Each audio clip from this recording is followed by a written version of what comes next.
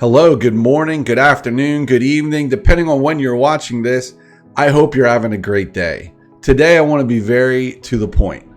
There's been something that's been going on for a long time, and I think all of us know that the reality is this image right here is not something that we're used to seeing before 2020.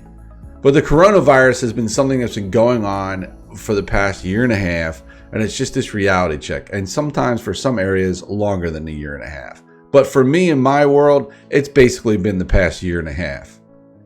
Now, I want to acknowledge and go to a reality check for us that there's been a lot of things going on over the past year and a half. Matter of fact, just yesterday, I was standing outside our preschool greeting the parents coming in for the Monday and Tuesday morning coffee, and spent an hour with a couple parents talking about the effects of what went on over the past year with their children. I think it's important for us to acknowledge that life has gotten weird and hard some days. Other days, not so bad. And I remember going through these times and how people talked about slowing down, and how I've noticed that people are starting to ramp up now. Where we used to have a little more freedom in our schedule, people are getting back into the swing of things. And getting into that swing of things is caused people to become more rushed, become more tense. And frankly, I think they forgot some of the great spiritual practices that they learned in rest and slowing down and being encouraged. The other thing is this. It's been super frustrating with the polarization that goes on in our culture. And it's been really hard, I think, sometimes for people to have open conversations and dialogue because how you feel inside might be criticized by someone else. So today, my goal, real briefly, straight to the point, is this. I want you to have hope. Now, you might say to me, well, Scott, what's hope mean? And I want to share these verses with you. Romans 12:12. Rejoice in hope, be patient in tribulation, and be constant in prayer. This might sound super simple to you, and I think it's really flat out a simple way to view life. Rejoice, be patient, and be constant.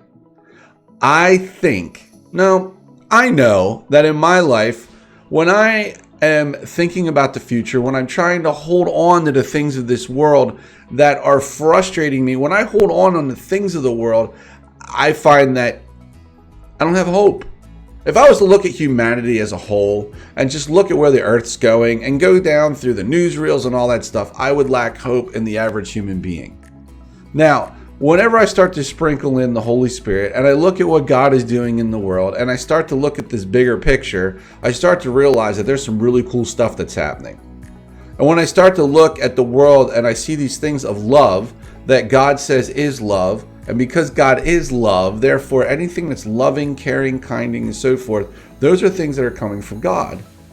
Now, during a tribulation, and you can list the tribulations out, whatever it might be issues in your home life, it might be things that have been impacting you that other people have done to you.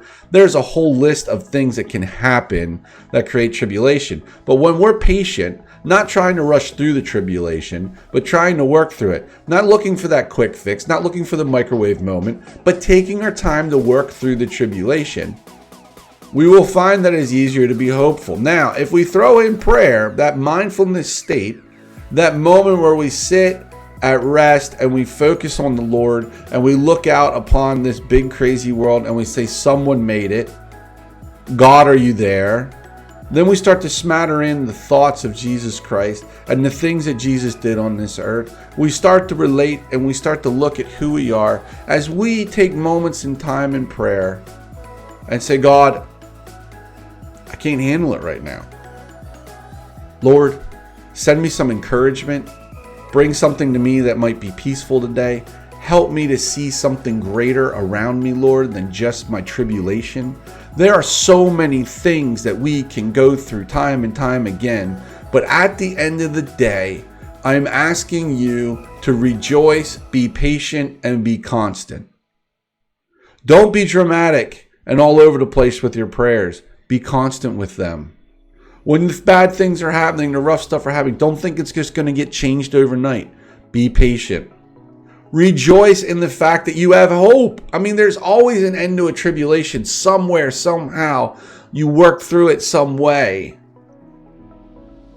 So rejoice in hope, be patient in tribulation, and be constant in prayer. Because when you do these things, and when you persevere in this, and when you run that good race, you'll be at a different state of mind. You'll be at a different place in life. You will hold on to things in different ways.